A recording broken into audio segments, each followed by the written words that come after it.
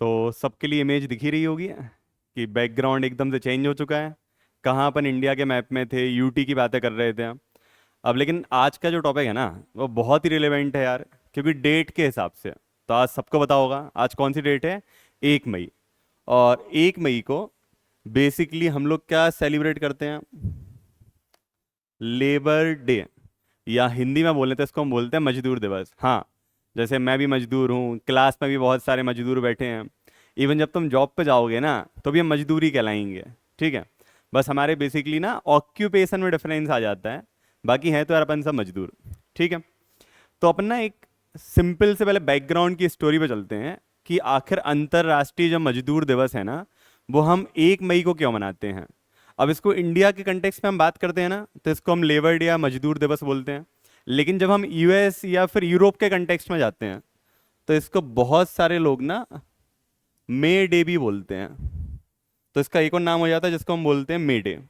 तो आज ना हमें इसी कहानी को समझना है थोड़ा सा, कि बेसिकली है क्या ये। अब ना थोड़ा सा हम लोग चल रहे हैं हिस्ट्री में बहुत ज़्यादा पीछे। और हिस्ट्री में हम लोग लगभग जा चुके हैं 1884 के आसपास। ठीक। तो जो तुम लोगों की समस्या है, वही समस्या उस समय मजदूरों की थी। तभी तुम लोगों की सबसे कॉमन समस्या क्या है? अच्छा, एक आध और बताओ। ठीक है।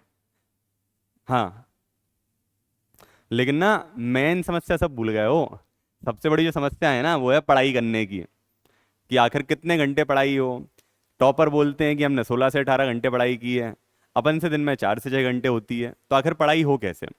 तो क्या हुआ, 1884 में ना एक ऑर्गेनाइजेशन बना मजदूरों का, जिसका नाम था federation of organised trades and labour union. तो बेसिकली ये अमेरिका और कनाडा में काम करने वाले मजदूरों का ऑर्गेनाइजेशन था। तो इन लोगों ने क्या बोल दिया कि भाई साहब, हमसे काम आप ले रहे हो बहुत सारा, और पैसे दे रहे हो बहुत थोड़े से।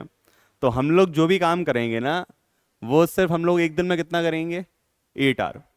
तो आप कितनी भी कुछ मेहनत करा लो, जैसे तुम लोग के साथ है ना, हम कितनी भी मेहनत करा लें, दिन में कोचिंग के बाद पढ़ाई होती है सिर्फ 2-3 घंटे।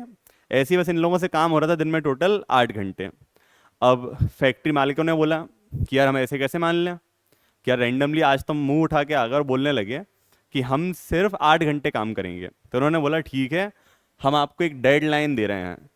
और वो डेडलाइन क्या थी? 1 मई 1886। तो इन्होंने 2 साल पहले एडवांस में बोल दिया है कि आज से 2 साल बाद ना हम लोग सिर्फ 8 घंटे काम करेंगे। ठीक है भैया, इन लोग की बात थोड़ी बहुत मानी नहीं गई। अब क्या हुआ ना, जब ना 1 मई 1886 का दिन आया, तो अमेरिका में ना एक सिटी है जिसका नाम है शिकागो। और ना शिकागो में एक मार्केट है जिसका नाम है हे मार्केट।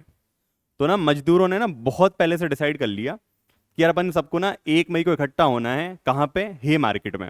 और वहां पे अपन ना पीसफुल प्रोटेस्ट करना चालू करेंगे। तो ये पहले से डिसाइड था और सब लेबर यहाँ पे आना चालू हो गए। तो इसके लिए ना वहाँ के न्यूज़पेपर ने छापना चालू कर दिया, हे मार्केट मूवमेंट। अब इस हे मार्केट मूवमेंट की वजह से क्या हुआ कि कहीं ना कहीं सनसनी फैल गई यार, कि लगभग ना 1.5-2 लाख मजदूर इकट्ठे ना हो जाएं, या फिर पूरा शिकागो का ट्रैफिक खत्म ना हो जाए। तो ऐसी बहुत सारी प्रॉब्लम थी। तो वहाँ पे ना पुलिस वाले भी बहुत सारे इकट्ठे हो गए। अभी जैसे तुम लोगों की क्लास में एक आध उपद्रवी तत्व होते हैं ना, कि जो दिवाली के आसपास फटाका फोड़ देते हैं। तो सैम ना मजदूरों के बीच में से था। तो एक में से ना किसी भाई ने क्या किया कि बाकी सब लोग एकदम गांधीवादी तरीके से, शांतिपूर्ण तरीके से बैठे हैं, और एक ने ना यहाँ पे बॉम्ब को फोड़ दिया। अब ये जो बॉम्ब एक्सप्लोड हुआ ना, तो इसमें डेथ किसी की नहीं हुई। लेकिन जो पुलिस वाले बैठे थे ना, उनको ना बहाना मिल गया फायरिंग को स्टार्ट करने का। तो पुलिस वालों ने वहां से फायरिंग करनी चालू कर दी। मजदूरों ने वही अपने इंडिया की फेवरेट हैबिट, पत्थर फेंकना चालू कर दिए। अब दोनों तरफ से जो भी विवाद हुआ ना, तो इसमें अप्रोक्सीमेटली 100 वर्कर्स की डेथ हो गई। कितने वर्कर की डेथ हो गई? 100 वर्कर की। और पुलिस का ऑफिशियल रिकॉर्ड है नहीं है, क्योंकि यूएस ने कुछ भी ऐसा एक्सेप्ट किया नहीं था कि कितने पुलिस वालों की यहाँ पे डेथ हुई है। अब इसके बाद ये जो मैटर है ना, ये थोड़ा सा एस्केलेट होना चालू हो गया। और क्या हुआ कि अगले दिन ही ना जितने भी यूएस की डिफरेंट सिटी में थी, वहां पे लगभग ना 3 से 4 मिलियन मजदूरों ने क्या कर दी? स्ट्राइक कर दी। उन्होंने बोला हमारे लिए पहली चीज तो हमने 8 घंटे से ज्यादा काम करने की बात को हमारी माना नहीं है, कि हमने आपसे क्लियर बोला था कि हम सिर्फ 8 घंटे काम करेंगे। बट आपने बात मानी नहीं है, ठीक है। सेकंड चीज, जब हम लोग शांतिपूर्ण तरीके से प्रोटेस्ट कर रहे थे तो आपने अननेसेसरी पुलिस बुलाई। अब चलो गलती से एक ने फटाका फोड़ दिया, ठीक है, उसके बाद आपने वहां पे फायरिंग करनी चालू कर दी, तो अब तो हम आपकी कोई बात नहीं मानेंगे। और ना स्ट्राइक काफी लंबे टाइम तक खिंच गई, ठीक है। अब क्या हुआ, उस टाइम पे ना मैटर थोड़ा सा सबड्यू हो गया, लेकिन ना एक इंटरनेशनल बॉडी थी जिसका नाम था international Congress of socialist parties. तो बेसिकली ना एक यूरोप की क्या बोले, एक कॉन्फ्रेंस टाइप का इवेंट होता था यूरोप में, ठीक है। तो इन्होंने ना जुलाई 1899 में एक रेजोल्यूशन पास किया और बोल दिया कि अब आज के बाद ना जो मई 1 होगा उसको हम कैसे सेलिब्रेट करेंगे, एज अ लेबर डे या फिर मे डे। इस फॉर्म में हमारे पास ये सामने आ गया, ठीक है। तो पूरे वर्ल्ड में जो फर्स्ट लेबर डे सेलिब्रेट हुआ था वो हुआ था 1 मई 1890 को। तो हाँ, यूपीएससी वालों, तुम लोग के लिए बहुत ज़्यादा डेट याद करना जरूरी नहीं है, लेकिन यदि पीएससी की क्लास होती है आज तो हमें बिल्कुल डेट याद करनी पड़ती है, क्योंकि वहाँ पे बहुत ज़्यादा मस्ट हो जाता है। जनरली पीएससी इस टाइप के फैक्ट हमसे पूछ लेता है। तो इंडिया की हम बात करें तो आप सबने सुना होगा कि इंडिया में जो लेबर मूवमेंट स्टार्ट हुए थे ना, वो बेसिकली 1920 से स्टार्ट हुए हैं। सबने देखे ना, वो लाल कलर का झंडा होता है, एक हंसिया बना होता है और एक उसमें, हाँ, हथौड़ा, बिल्कुल सही। तो वही ना हमारे इंडिया में लेबर को कहीं ना कहीं रिप्रेजेंट करता है। तो जो फर्स्ट लेबर डे इंडिया में सेलिब्रेट हुआ है वो हुआ है 1923 में, और तब से लेके आज तक इंडिया में हर साल लेबर डे सेलिब्रेट किया जाता है। अब सिर्फ इंडिया में नहीं, 80+ कंट्री में, आपको पता है ना 1 मई को छुट्टी होती है। 1 मई को गवर्नमेंट का हॉलीडे होता है कि सरकार बोलती है मेरे प्यारे मजदूरों, भाइयों बहनों, आप आज एकदम आराम करो, ठीक है। हाँ, मेरी तरफ देख के मत हंसो, हाँ हमारी छुट्टी नहीं है, क्योंकि हम मजदूर उस टेक्निकल टर्म में नहीं है जिस टर्म में गवर्नमेंट हमारे लिए मजदूर मानती है। चलो, यदि हम इंडिया के कंटेक्स्ट में देखें तो यार हमारे यहाँ भी लेबर को बहुत सारे राइट हैं और हमें पता ही होगा। थोड़ा सा हम पॉलिटी रिवाइज कर लेते हैं। पहला तो आर्टिकल 19 क्लॉज सी है, जो हम लोग को क्या बोलता है कि जो भी हमारे यहाँ पे लोग हैं उनको यूनियन या कोऑपरेटिव सोसाइटी फॉर्म करने की परमिशन होगी, ठीक है। आर्टिकल 23 क्या बोलता है कि prohibition human traffic and forced labour. तो आप किसी भी आदमी से बंधुआ मजदूरी या बेगारी, बेगारी मतलब बेसिकली हमने समझा चुके हैं ना पहले भी। अब बताओ क्या होता है बेगारी? हम्म, बिल्कुल सही। बेगारी मतलब बेसिकली आपसे काम करवाए जा रहे हैं और पैसे बिल्कुल नहीं दे रहे हैं, मतलब फ्री का काम करवाना, उसको क्या बोलते हैं हम लोग? बेगारी। इसके बाद अगला आता है आर्टिकल 24, जो सबको पता है कि जो हमारे यहाँ 14 साल से कम उम्र के बच्चे होते हैं उनको मजदूरी से रोकता है। अगला भी आपने पढ़ा है आर्टिकल 39 क्लॉज ए। तो ये लड़कियों के हिसाब से बहुत ज़्यादा काम का हो जाता है, ठीक है। ये काम का क्यों हो जाता है? क्योंकि ये बोलता है provision of equal pay for the equal work. तो चाहे वो मेल हो या फिर फीमेल हो, सबके लिए इक्वल पे क्या मिलेगा? इक्वल, इक्वल वर्क पे क्या मिलेगी? इक्वल पे मिलेगी। तो बताएं, पहले ऐसा नहीं होता था। अब तुम लोगों को ना मैं एक इक्वल वेज एक्ट वाली एक बात बता रहा हूँ।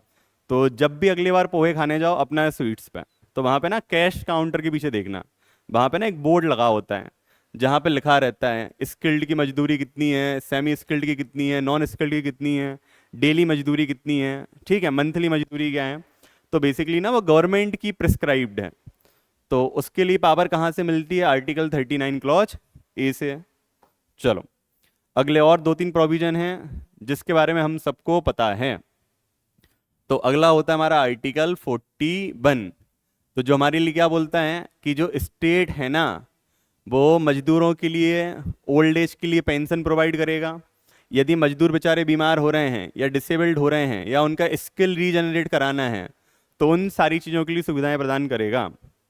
चलो जल्दी बताओ, एक अपने यहाँ पे लेबर्स के लिए कौन सी पेंशन स्कीम काम कर रही है इंडिया में? हाँ, नहीं नहीं, सिर्फ मैडम लोग नहीं बोलेंगी, सर लोग भी थोड़ा बहुत बोल सकते हैं क्लास में। हाँ जी, हाँ बिल्कुल सही है। अटल पेंशन योजना या अटल बीमा योजना, ये दोनों ही किसके एग्जाम्पल हमारे? आर्टिकल 41 वाले। चलो, आर्टिकल 42, ये लड़कों से ज़्यादा लड़कियों के काम में आता है। रीजन क्या है कि जो भी हमारे यहाँ मैटरनिटी रिलीफ वाले कॉन्सेप्ट हैं, शायद पेपर सबने पढ़ा है ना, 2 दिन पहले सुप्रीम कोर्ट ने बोला भी है कि चाहे गवर्नमेंट हो या प्राइवेट हो, सबके लिए चाइल्ड केयर लीव देना भी कंपलसरी है। अभी तक ये सिर्फ और सिर्फ कहाँ पे था, गवर्नमेंट ऑर्गेनाइजेशन में था। अब फ्यूचर में धीरे धीरे प्राइवेट कंपनीज में भी होता जाएगा कि आपको मैटरनिटी लीव देनी है। अब टाइम पीरियड डिपेंड करता है कि यार ऑर्गेनाइजेशन कितना चाहता है। अब सबसे लास्ट में अपन समझते हैं आर्टिकल 43A। तो ये अपन सबने पढ़ा है, ये बाद में बेसिकली ऐड किया गया था। इसमें क्या था, participation of workers in the management of industries, कि कोई भी इंडस्ट्री है ना, वो अपनी मन मर्जी से कोई भी कानून नहीं बना सकती है। ठीक है, यदि इसको कोई भी कानून बनाना है, कोई स्कीम चेंज करनी है, तो उसको बेसिकली वर्कर्स की परमिशन लेना जरूरी है। चलो, तो थोड़ी सी कहानी याद होगी अपन सबके लिए। अब वापस से आए अपन लोग अपने अगले टॉपिक पे। इस स्लाइड को अपन क्या करते हैं, रिज्यूम इसको खत्म करते हैं, और थोड़ा सा हमको याद भी हो गया है।